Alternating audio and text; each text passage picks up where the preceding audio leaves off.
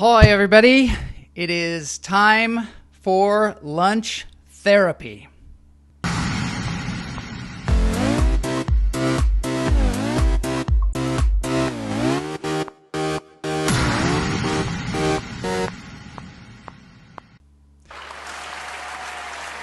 Great to see everybody today.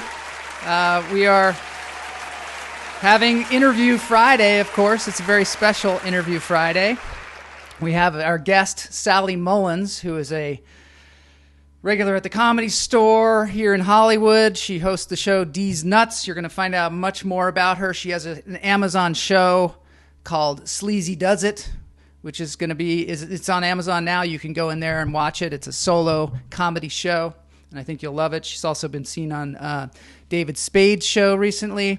But first, before we get into the interview, it's time for breathing.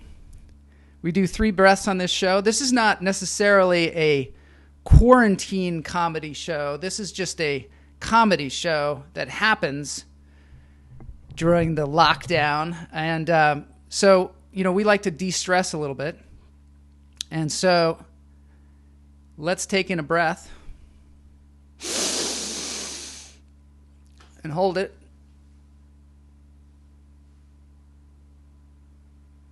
And let it out.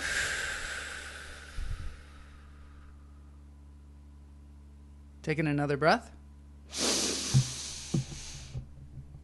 Hold it. Let it out. One more time.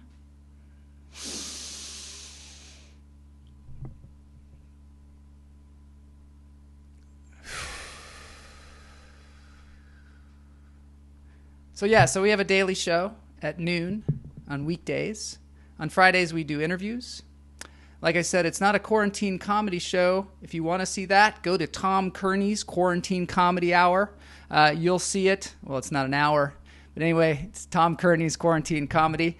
I'll put a link in the show notes on YouTube. And today we're blasting out to YouTube and Facebook and Instagram. And if you're on YouTube or Facebook, you can join in with comments. And hopefully Sally will be here with the comments as well.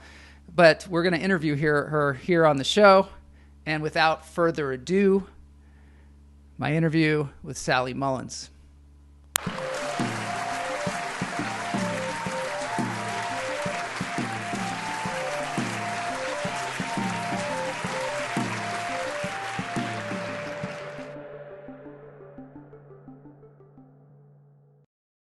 Okay, here we are. As promised, Sally Mullins here on Lunch Therapy. She's done our show Laugh Therapy before, which is something that we were doing at Trencher before everything closed down. Yeah. So I've invited her today to be our Interview Friday. Great to see you, Sally. Thank you. Great to be here. Yeah, I like your kind of Asian influence that you have there in the background. Oh, yeah. Oh, like are you talking about my green card husband? He's at work right now. Is he? He's essential. Congratulations. All right, Sally. So I would just want to get right into it. I know Sally from the Comedy Store originally. She hosts the very famous D's Nuts show that happens there, among other things. First of all, I got that question for you. What is D's Nuts? I've done that show many times. I have no idea what D's Nuts is. Do you know? I know it's Vargas named it after. Yeah, it's something that I think I'm like too white to know about, but I just always went with. Yeah, I went with. That might be my problem too. That might be my problem. Yeah, I have sometimes. Well, maybe it's just we're a bunch of nuts. And a mixed bag of nuts. I don't know. It's something. I think it's really like something already. I think it's from another show. In fact, on Sherman Way, there was like a barber shop a few years ago. It might still be there, and it was called D's Cuts. And so there's kind of it's like a thing. It was like a play on it. It's a total thing. Been a thing. If anybody in the chat room knows, please let us know because we need to be informed. So I know Sally from there. I know Sally from, she's a comedian just around town all the time. And of course she has her new show, which is called Sleazy Does It. And it's on Amazon. It's available on Amazon, right? Okay. So I saw the first live taping of it. It's hilarious. And I think you guys will really enjoy it. So I invite you to go there and watch it. You will be surprised, enlightened, informed, probably inspired, because you'll laugh a lot. And you'll be shocked. I know I was shocked. Freaked out. You will be questioning your existence. But definitely, there's a lot of stuff that's going to happen when you go there. So check that out. Check that show out. Now, because I know Sally just from the comedy circuit and I know her around town, we didn't grow up together. A lot of times I interview people on this show that I grew up with. So, and we talk about like when we were kids and stuff like that. That's like one of the things that we do. And I understand that you're from England. You were born in England? Yes. Wow. Yeah. So when did how long were you there? I lived there till I was 9. And then I moved to Florida when I was 9. It was like 1978 almost when I moved to Florida. Yeah. Yeah. Florida. And so what were you doing in England? What was your family was from there? Yeah. Yeah. We were working there. My dad, he was a reporter. He was still a reporter in Florida. He got recruited by the U.S. papers, the tabloids, and we moved over there as a family. And moved to South Florida, a real nice house right by the beach. Big transition from Northern England to Southern Florida in the summer. In the summer in Florida. I mean, I remember, getting off the plane at Miami airport and just being like, is the earth on fire? I used to go to Pittsburgh when I was a kid, and I grew up in Seattle. So it was really cool and very, very mild temperatures. And then we'd go to Pittsburgh in the summer. And I was literally the first time I got out of the plane when I was kind of old enough to talk, I was like, what is going on here? It's like a sauna. What's happening? Is there some kind of problem? And they're like, well, I don't know what you're talking about. Was Florida like that? Is Florida really humid? Oh, yeah. Florida is super humid. And there's nothing like that in Northern England to prepare you for it. I mean, I remember being a kid in Northern England and being like, I don't want to sit on the toilet seat because it's so freezing. Yeah. Kind of vibe, very, rural. I was from like a very rural hills, the Pennines, like Wuthering Heights, and South Florida. Yeah. I mean, the humidity factor is super high, but I liked it. But it was the 70s and they gave you salt pills. Like you took these big chunky salt pills that are like, how vitamin C's are now. You can suck on them. It was good. That was kind of like a theme back then that you could take salt pills and somehow it was going to make you better. And I think on the football field, a lot of football players would take salt pills. When I was on the football team, they wouldn't even let us drink water the entire practice, which seems like they were torturing us. At the very end, you could drink water, but it was like by then you were just like a crazed fiend. And I think that was just kind of a normal thing. That. Yeah. You played football? You're like so slim. What did you play? I was a lineman. I was a big kid. Yeah. Oh my God. They called us the Hogs. Yeah. So I was a lineman and I played football and when we would just, I don't know, they were trying to torture us or something like that. Did you play sports? No. I am not good at sports. I'm good at keeping in shape by myself. What do you do to keep yourself in shape? Because obviously you're in great shape. I'm all right. Running and yoga. I like running, but like long distance running. I'm not fast, but yoga, I'm not good at it, but I'll do it. Yeah. So are you one of those like spiritual people that's like does a lot of yoga and does a lot of meditation and that kind of stuff? No. Not that person at all. No, I don't meditate. I should. I do like, I also do like a little like cardio breathing, especially now, like boot camp stuff to work on my breathing because that I find gives me endurance. On our show, Lunch Therapy, we take in 3 deep breaths at the beginning of the show.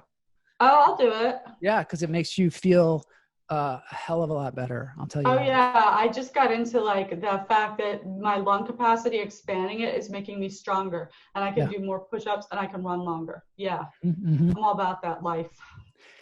So you moved to Los Angeles at the particular time, or did you go someplace else after Florida? No, I grew up in Florida. I went to college in Florida, and I moved to LA pretty much exactly 25 years ago. Wow. So I was like late 20s, and I moved I wanted to move, and I wanted to do more in entertainment. And I had a big background in entertainment in Florida. I had a strong theater background, movies, commercials, but a lot of theater, and ran a theater company. And I was ready to, get out of Florida and check it out somewhere else. Did you major in theater? Mm-hmm. Yeah. Florida Atlantic theater degree? University. Yeah. A lot of cool stuff, a lot of Shakespeare, a lot of comedy. Yeah. Never did stand up though. Yeah, you never did until you came out here. So you didn't care about it. Acting. You came out here to be an actor, right? I actually was like, something about being an actor wasn't really fulfilling me, and it still doesn't. And I wanted to write. And then when I got out here, I missed the performing, and stand-up seemed to be the perfect way to fuse the writing with the performing for me. When did you start doing that? I got into stand-up when I was like 29, 30. So like right when you got here, or like after a couple of years of just kind of? Couple of years. Yeah, a couple of years. Came out here, got a job in education. I was in Monterey Park. I was teaching Asian adults how to speak English. I mean, I have jokes about it, and it was a really cool job. It was cool. It was cool students, cool job. And I missed performing though. And then I got into stand-up through an ad in LA Weekly for a class. Oh, for a stand-up class. Did you have a teacher? Who was your first teacher? He was great. He still is great. Greg Dean. Okay. You heard of him? I haven't, but I probably should have. What was his teaching technique? Like, because stand-up is such an ephemeral thing, like such a mystery. Like, what did he teach? He took a lot of the mystery out of it for me. He teaches a lot of joke structure. He really taps into your writing. If you've got sorry about my bangs, everybody. If you've got natural writing talent, he'll help develop that. If you don't have it so much, he'll get you to understand it. The shattering assumptions, misleading, and then the punch, setup punch. I mean, he's got a lot of resources online, but he really helped develop my writing. But then beyond that, his overall thing was just like, you've got to deregulate, and this is just how you're funny. Looks cool. This is just how you're funny at a party. This is conversational. I mean, he never stopped getting you to try and, you're in training to be yourself is one thing he would say. He was not into personas. He was not into sort of like actory monologue stand-up. He said it's the same way you're funny with your friends. Oh, so it is the same way. You didn't stand up at the mic and he said, oh, you're just funny like you're at a party. No, he wanted you to be like that. He wanted to be funny like you are in real life. Yeah. Do you find Do you find that being more yourself is a better way to go as a comedian, not be like a character or not be, because when I first saw you, and you're a hilarious comedian, and whenever I do that show, my friends who come to the show always say, I love Sally. Sally's so great. Always, it never, people always, and people remember your name, people remember your bits. But I think when I first saw you, I thought that it was a character that you were playing. It's sort of an elevated part of yourself. When I was first starting stand-up, I was working for a stand-up magazine, and I interviewed Paula Bell, who's an amazing comedian, and I said, who are you on stage? And she said something like, it's me, but it's who I want to be all the time. And I kind of do feel like it's a little bit like a superhero version of yourself. Right. Or it's this outrageous version of yourself. It's sort of like a public persona, if it's anything, but it's not prefabricated, And another thing, one of my dogs is like coughing out there. Hey. No worries. I don't think I can hear. Is excuse my French. Excuse my French, I'm British. Yes. But another thing that he was really, really big on was you don't want to be doing your impression of a comedian. Oh, okay. A lot of people come into comedy and they're like, this is what stand-up is supposed to be. And then it's not also authentic. Yeah. Yeah. I sometimes say I'm sort of a cartoonish version of myself. That's still you. I don't think you're a persona. I mean, I do think that you have an on-stage persona, performance vibe, but you're not getting up there with a character. You're yourself. Yeah. It's funny too, because, going around in life, sometimes you when you get to the point where you're going to go on stage, sometimes you're going around in life not feeling particularly funny, but you still have to go up there. Okay, that's another thing I totally believe in. Mark Lanow was my second teacher. So I studied with Greg for a while, and I wanted to study with Greg forever. Like, I was like, I love him so much, and we're still friends. And he's so proud of me, honestly. Greg Dean is very supportive of his students who work hard and stay in the game. Yeah. But he didn't really want to focus on advanced classes because he was so busy with new comics. And I didn't blame him, So I went on to study with Mark Lanow, who was one of the co-owners of the Improv, and he was doing like a little managing of comics. So that is one thing Mark was really big about. And he would always say, this has to be what you do. So I don't care if you had a shitty day at your 9 to 5 and you don't feel like being funny. It's not about that. It's about you do this all the time, because you'll have some of your best sets when you're not feeling like being around people or entertaining. Yeah. It's not about like, I'm happy tonight. It's not about being happy. Well, for you in particular too, because you do a lot of hosting, that's like a different kind of energy than the regular comedian that goes up there just and does a set. It's so different. I mean, if you think about it in terms of like S&M, it's almost like the dominant of you, because you do have to be like, we're hosting and we've got protocol, and you got to put your own ego in check sometimes. And it's about the comics having great sets, because the shows I host, the comics brought the crowd. I want them to have a good time. It's a different vibe. You've got to look different, I feel, and you have to have a different energy. It's very different. I mean, I like just being able to get to do a set too. You can dress down a little bit. You could be a little more vulnerable. You can go up to the mic a little bit more of a fuck up, a little bit weirder. It's fun to fuse the two as well, though. That's a real ownership. Well, you have a real command of the audience as far as that at the Comedy Store, because people are just coming in. There's all that stuff going on where they're seating people and people are ordering drinks and stuff like that. And you're able to still entertain people in that kind of atmosphere where it's like the hardest part of the show, really. Yeah, it could be, it was like freaky at first. When you first start hosting, it can be kind of freaky because you're like, I've worked these jokes elsewhere. Why aren't they really? But after a while, I sort of started to thrive on that energy. It's a special kind of energy. It's almost like, oh wait, it's like I'll just keep talking to you. I'm oblivious to the fact that you're not settled and we're still doing this, and now you get it. It's that kind of vibe sometimes. I like that. It's kind of like when there's a car in front of you and you're chasing it, like on the road, and then all of a sudden like you caught up to it a little bit, like just a traffic vibe. And then also there's a kind of energy like, hey everybody, we got a really great show for you today. Everybody's, you're going to see some incredible things, and like you're like the carnival barker in a way as well.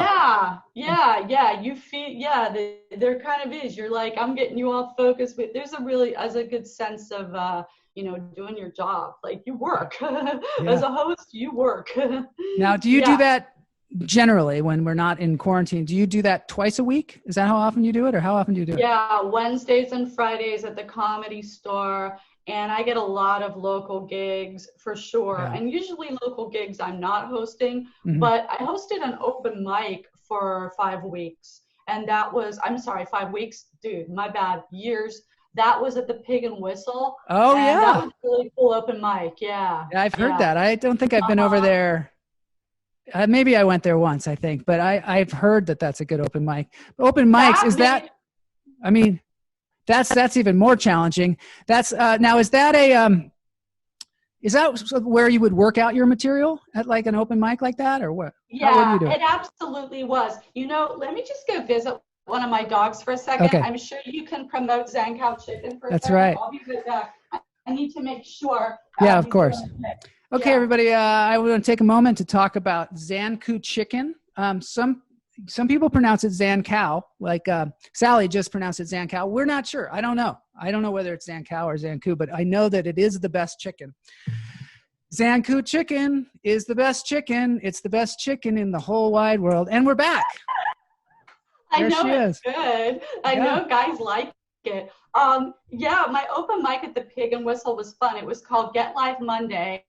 And it was almost one of the last great bar mics, because a lot of the mics now, I'm sure they're still great bar mics, but a lot of them now are slotted system, and that you sign up online and the mic is like less than an hour long. Mm-hmm. And that's progress, and that's amazing, because you can mic more in one night. And it's also easy on your alcoholism. But the Pig and Whistle, the Pig and Whistle was like bar room in the back. And that was sort of where I'd been in comedy for almost 15 years. Yeah. And I started running this open mic, and, it's comics. So they're going to listen probably a little bit more to new material. And I would work off the page there. I'd be reading, and I'd worked on it the last couple of days. I'd compiled throughout the week. And I realized there, I was like, oh, I am still very much in the game here. Mm-hmm. I have such a bizarre personal life that, talk about farm to table, man. And it's interesting to these comics who are a lot younger than me. Like, I'm sort of like this freaky mom figure. And I was mentoring a lot, and I was looking out for people as much as I could. And I was getting people in the show at the Comedy Store, or I was saying, hey, if you don't have a following, here's shows you can do. So it sort of opened up like there's a lot of rediscovery, and bookers at the time, like my road booker, Barry Neal, and club bookers, they started saying, you're really growing. Like, you were always a solid comic, but you're not resting on that. You're developing all the time. They noticed that. And I think running that open mic was a big part of staying in the game. Sometimes you have to put yourself in uncomfortable situations to grow. That's what it's like, right? Have you been going on the road? Not so much, because when you host at the Comedy Store, I don't want to leave that. Yeah. And I can't get paid that much. I mean, maybe, I get the special out on Amazon. Maybe when we go back to big gatherings, there will be more financial opportunities for me on the road. But I would rather stay in Hollywood and make money to the packed crowds at the Comedy Store, like the ones that you play to, than go on the road, because it's not always guaranteed to be a great crowd on the road for 3 hours of driving. Yeah. And it's also the Comedy Store is like the center of the comedy universe, really. So why? The way they've got the Comedy Store right now, I mean, it's where it's at. It's crowded. It's packed. It's stupid. It'd be stupid to leave there and go to some like podunk place. Mm-hmm. Do you play the Improv too? No. I haven't in a long time. Well, I'll tell you when I do like to go to the Improv is they have really cool mics on like Sunday night and Tuesday night. Do they? So I like to go to their mics and get little spots there. Yeah, and they're good. Their mics are packed. Did you know Mitzi Shore at the Comedy Store? I barely knew Mitzi. By the time I got involved at the Comedy Store, Mitzi was still dealing with a lot of health issues. Yeah. So. Yeah, Who are the people that you came up with in the comedy scene? Well, let me see. I know you're still coming up. We're all coming up. Yeah. I mean, but that's a continuous process. Like Natasha Leggero, she's done really well, obviously, and we used to mic together. Bobby Oliver, I've known ever since I first started comedy, and she already had almost 10 years over me when I started, so I looked up to her a lot. and we've known each other for so long. We work together constantly. So when I first got into comedy, Vargas was already killing it. Vargas is hilarious. But a lot of people came through us. They came through my store. I hosted the Comedy Store. Like, I was probably one of the first people who hosted Jesselnick. Oh, yeah? And that was at a bar, Room 5, or it was called Farfalla. Room 5. It was called Yeah. And he was really funny and nice and ton of friends and a chill guy. I never had any kind of like stress or diva crap from him when I was hosting him. He was new to comedy and he was funny and he was nice. Yeah. Where do you see yourself going now? Do you ever think about teaching comedy? I don't want to, just because there's so many people who do it and they're amazing. Like when I needed to punch up, I did the special. I did it in December and then I did it again in January. Why did you redo it again? Why did you redo it? You were so adorable. I wasn't happy with it. You weren't? I needed help. Yeah, I wasn't. I was happy with you being there, but it was a lot. It was so much new material. That was what's so great about that. So great about that is because we see you as a host and we see you doing, various bits and working different bits and, but we never see the whole picture. And that's the great thing about this show is you take us on a journey and all of your comedy fits together into a complete show, much more than just little one-offs. So I invite everybody to check this out because you will really enjoy it. It's very funny. It's funny all the way through. And, Sally's great. So tell me so you weren't happy with it the first time. And were you happy with it the second time? I mean, are you ever happy?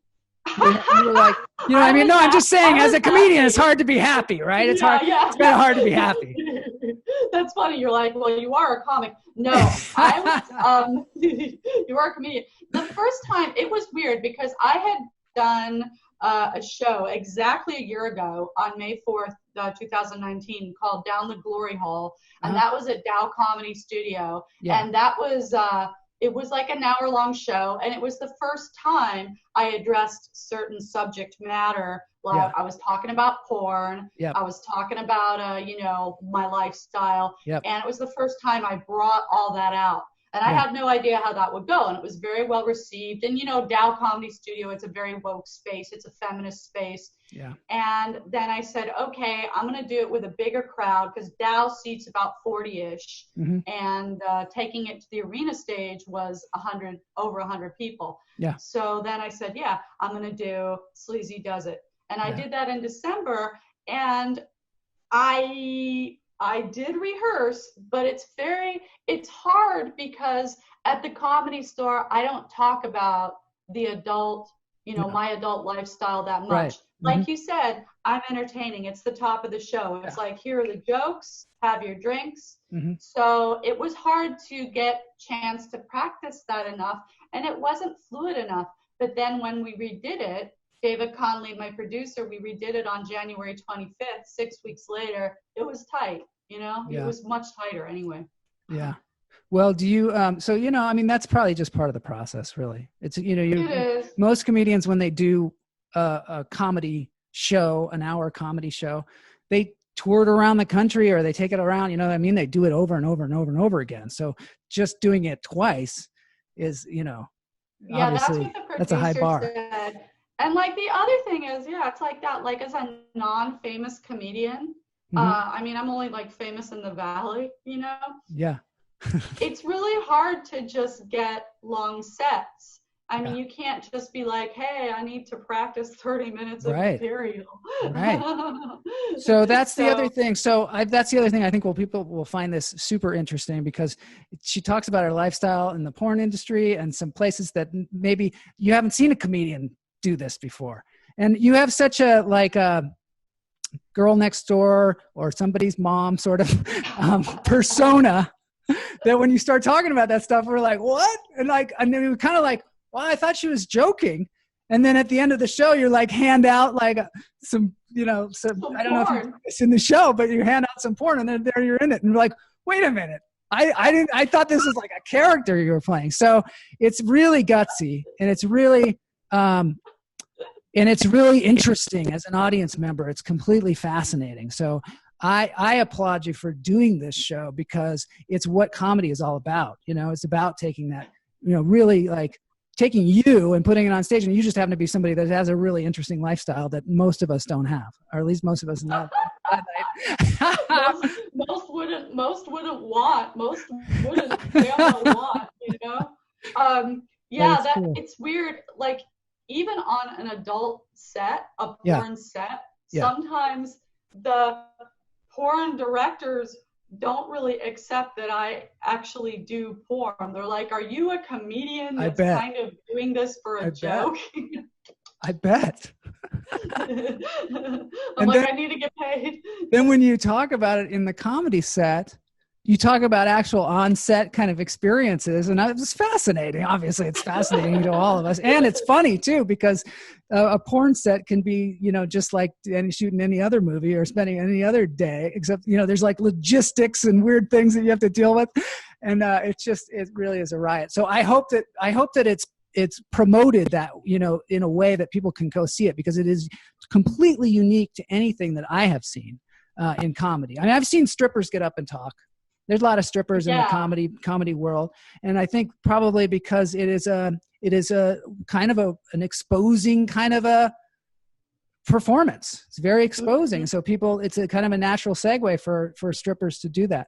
But I don't know if I've seen anybody in the porn industry do stand-up comedy. A lot of vulnerability crosses over. I will say, and there was an article about it in Hustler magazine a couple months ago as part of the article, but there are a lot of women in porn and comedy. There are 10 people, and even a couple of men who do both.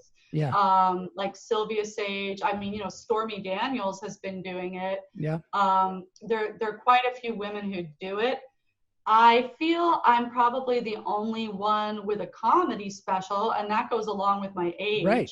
I'm one of the older chicks who's doing porn and comedy, period. Well, and you're doing, you're a serious comedian that's been doing this for a long period of time. So it's like, it's your profession. A career comedian. And like porn to me just pays the bills, Yeah. And a lot of people like, you get a lot of sort of backhanded compliments where people will say, "I thought you were going to be just a porn star doing comedy, but you're actually a comedian who does porn on the side." Right. And it is kind of a backhanded compliment, because funny's funny. Who cares? Yeah, I know, exactly. Damnedest, funny's funny. But that is kind of what it is. I was a comedian first, and then I got into the adult industry. Yes. That's what's so great about it. And that's why it's so surprising, because your jokes, just land, and you're obviously a pro at it. And then to have this involved in it too, is just, that's what I find too. I do a show with Cynthia Levine, where we it's like we do a workshop and then we perform, and a lot of the people in the workshop, and I've done it multiple times, a lot of people in the workshop have never done stand-up comedy before, but sometimes it's some of the best shows, because these people are talking about their life, and they've got such a rich background in their life because they've been doing something other than comedy. So like a doctor will get up and talk, or a pilot will get up and talk about flying commercial jets, or all kinds of different people get up and talk about there's all this comedy in it. It's really interesting. I mean, I tell comedians all the time, like younger comedians, I'm like, you've got to live your life. You've got to date. You've got to get in relationships. You have to try new things. You have to travel as best you can. Your job. I mean, you're going to get material everywhere. You've got to live your life. Like comedy, it takes a while, and it's hard to get paid, and you have to live your life. Well, that is also why, for me, it kind of came late in life doing stand-up comedy, because I thought about doing it, and I've always been a fan of, Steve Martin and people since I was a tiny kid, but I never kind of understood, like, where does all this come from? And it comes from life experience. And so now that I'm at this age, I have all this life experience to draw from, and trying to, find the comedy in it. You're mining this life of yours, and it's a fun journey. And it's also sort of I mean, it's a spiritual journey too. You know what I mean? It's a journey to find yourself while you're trying to find the funny. Yeah. It's your first couple of years of comedy can be really rough. I mean, like starting it when I was 30, it's almost like I got married to it. It's almost like I met it, and and it really takes you over. And if you're good at it too, it can be very consuming, even if you're bad at it. I mean, I respect people. Yeah, even if you're bad at it, I respect people. I've seen some people be really unfunny and bomb for years and years, and then they figure it out, and suddenly they find it. Yeah. They make it, or they make a living in it, I've seen people get up there and I'm just like, oh, this is so painful. And then see them a couple months later and be like, sometimes they're doing the same material too. And you're like, wow, this is actually really good. Well, that happens to you all the time when you first start out. You're like, I literally did the same set word for word last night. How the hell did it kill last night? Funny. Yeah. Yeah. And of course, there's that too, where it kills and then you do it again and then it just dies.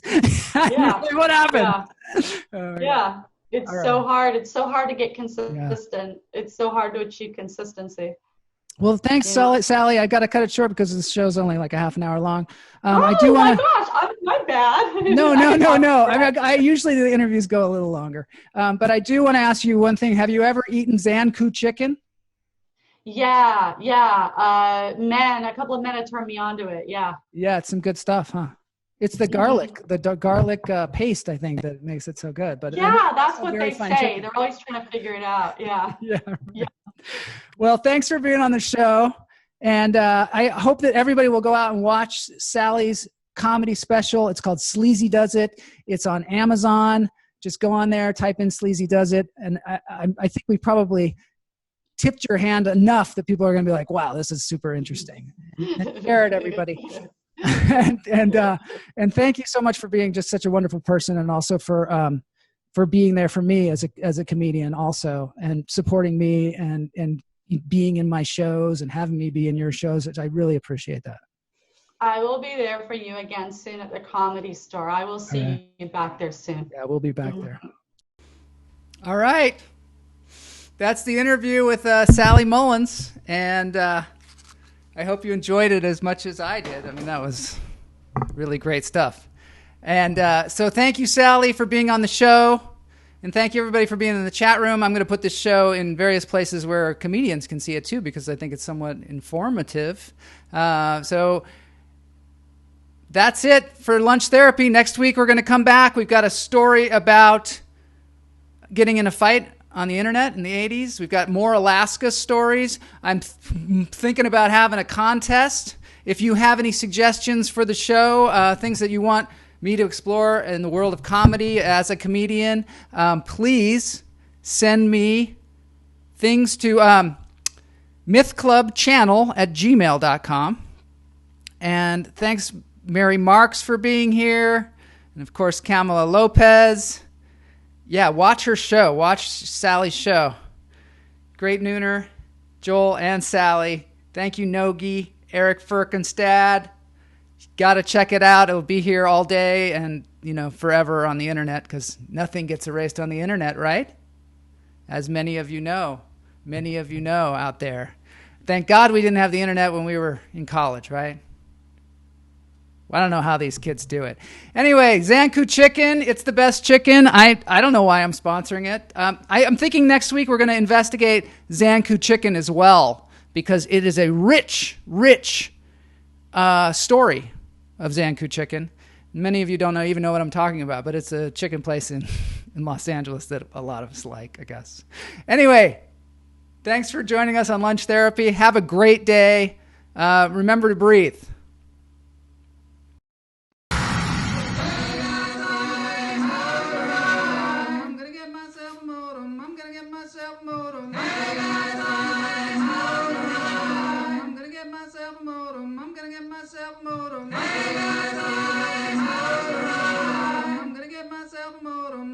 Myself a motor.